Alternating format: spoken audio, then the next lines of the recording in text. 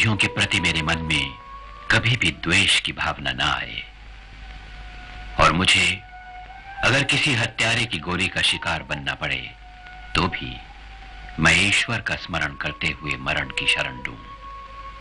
M.K. Gandhi.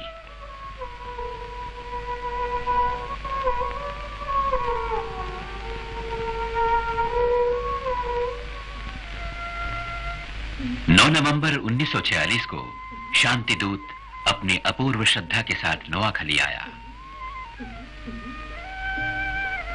उनके अहिंसा की यहां कसौटी हो रही थी। धार्मिक सहिष्णुता पर जोर देते हुए गांधी जी ने कहा, हर प्रांत में हर आदमी हिंदुस्तानी है, चाहे वो हिंदू हो, मुसलमान हो या किसी और धर्म को मानने वाला हो। उन्होंने बहुमती जाति से यह आशा की कि वो बाकी जातियों के हितों की रक्षा करे। हिंसा की आग बढ़ रही थी।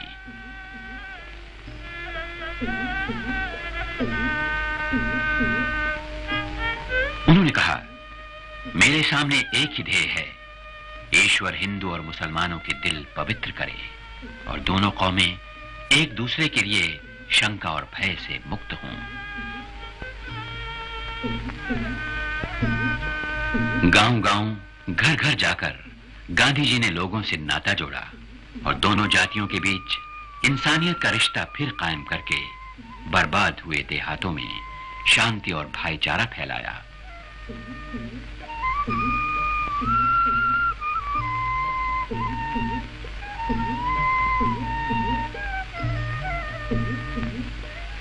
कौमी एकता का अथक यात्री गंगा के बीहड़ प्रदेशों को पार करता हुआ चलता चला जा रहा था।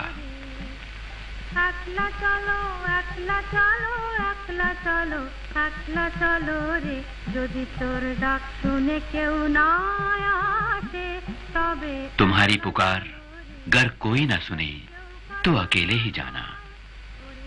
तूफानी अंधेरी रात में जब कोई दिया ना दिखाए तो उमड़ते हुए तूफान में तुम अपने दिल का दिया जलाकर अपनी राह रोशन करते जाना। उन्होंने कलकत्ते की दंगाग्रस्त गलियों का दौरा किया।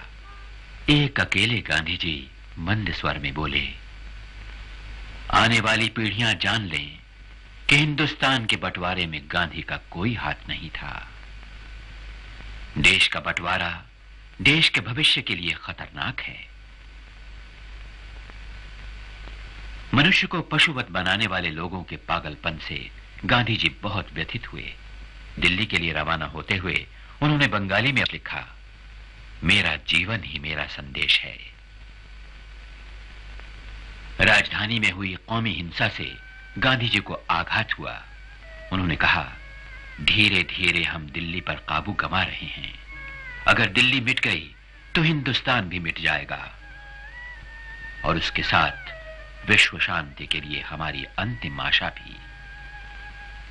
अपनी 78वीं वर्षगांठ के दिन गांधी जी ने ईश्वर की शरण लेते हुए कहा, भाई भाई का खून करे और मैं मजबूर होकर देखता रहूं, उससे अच्छा है कि तू मुझे इस दुनिया से उठा ले।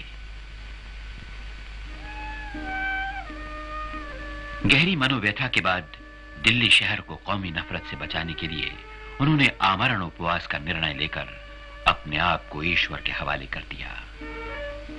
उन्होंने अपने अशांत मन की शांति के लिए 13 जनवरी 1948 को उपवास शुरू किए।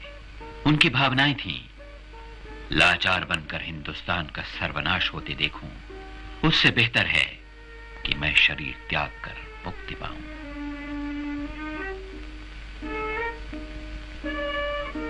चिंता भरी घड़ियां ज्यों-ज्यों बीतने लगी, उपवासी शरीर धीरे धीरे निर्बल होने लगा। सभी जातियों के लोग सोच विचार में पड़ गए। शांति और कौमी इत्तेहाद कायम करने के लिए सभी कौमों के नेताओं ने एक प्रतिज्ञा पत्र पर दस्तखत किए। कर्तव्य की भावना जागृत होने से सभी जातियों के बिछड़े दिल फिर से मिले तो गांधी जी ने 18 जनवरी को उपवास तोड़ दिया।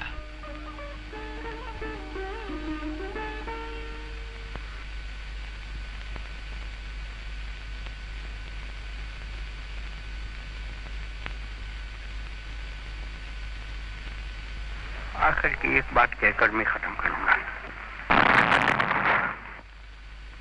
ये धमाका गांधी जी की हत्या करने के लिए एक हिंदू शरणार्थी के फेंके हुए बम का था।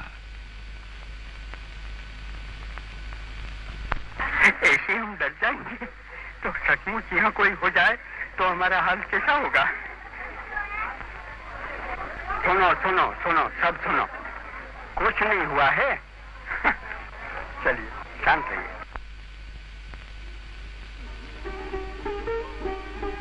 ईश्वर पर अटल विश्वास होने से उन्होंने दूसरा कोई भी संरक्षण लेने से इनकार कर दिया।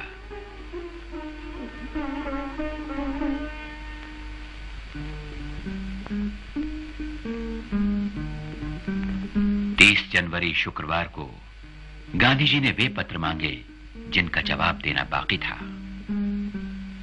मुझे आज ही इनका जवाब देना चाहिए, कल की कौन जाने। दिन भर गांधी जी के पास मुलाकाती आते ही रहे। सरदार पटेल से बातें करते उन्होंने 4:30 बजे शाम का खाना खाया। प्रार्थना का समय होता जा रहा था। देर से पहुंचना मुझे पसंद नहीं, यह कहकर गांधी जी प्रार्थना स्थान पहुंचने के लिए उठे। संध्या समय प्रार्थना की धुन में लीन गांधी जी जीवन भर उनका मार्ग प्रकाशित करने वाले ईश्वर से लौ लगाने चल पड़े।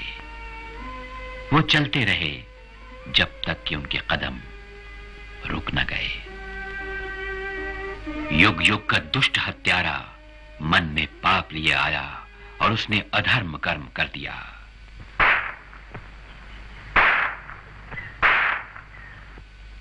नथुराम गोडसे ने अजात शत्रु गांधी जी के कोमल शरीर में आग बरसाती गोलियां दाग दी। मानवता की मुक्ति के लिए एक बार फिर खून बहा। ये पाप किसी एक का नहीं, बल्कि हर युग में मानवता को कलंकित करने वाला अक्षम्य पाप है।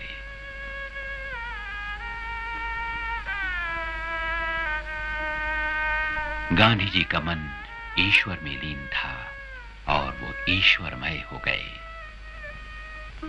हे राम पुकारते हुए वो यहां गिरे।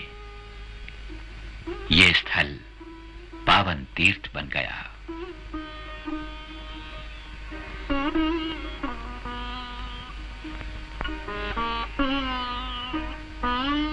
गांधी जी के शरीर को छेदती हुई 3 गोलियां करोड़ों दिलों के आर पार हो गईं और सारी मानवता को घायल कर गईं।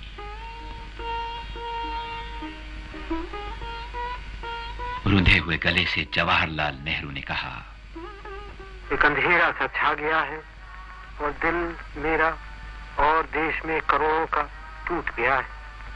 हमारे प्यारे बापू राष्ट्र के पिता का देहांत हो गया। मैंने आपसे कहा कि रोशनी गायब हो गई, अंधेरा छाया है, लेकिन गलत मैंने कहा। आज से 1000 बरस बाद वो रोशनी चमकेगी और इस देश को और दुनिया को चमकाएगी।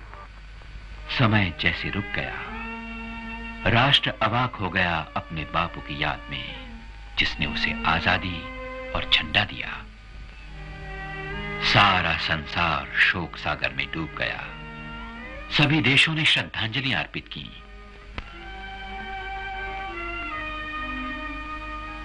संयुक्त राष्ट्र संघ ने अपना झंडा झुका दिया।